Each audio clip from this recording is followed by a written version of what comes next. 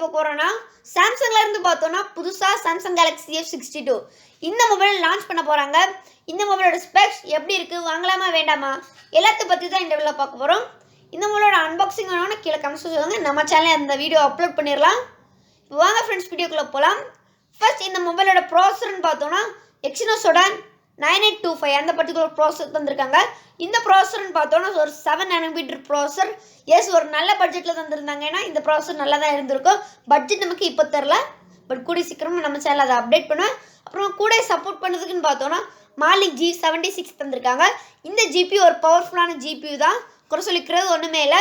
அப்புறம் பேட்டரின்னு பார்த்தோன்னா 7000 mAh ஒரு பெரிய மான்ஸ்டர் பேட்டரி தந்திருக்காங்க.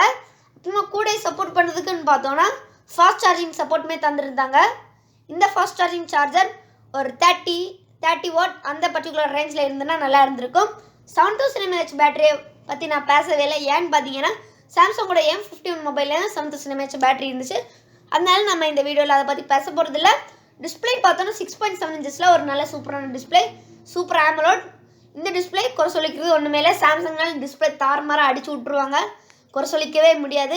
கேமரான்னு பார்த்தோன்னா 64 MP ஒரு ப்ரைமரி கேமரா, 8 MBக்கான அல்ட்ரா வைட், 5 MBக்கான மேக்ரோ, 2 MBக்கான டெப்த். அப்புறம் செல்ஃபின்னு பார்த்தோன்னா 32 MP ஒரு ப்ரைமரி கேமரா. அப்புறம் ஸ்லாட்ஸ்ன்னு பார்த்தோன்னா dual SIM plus micro SD card slot இருக்குது.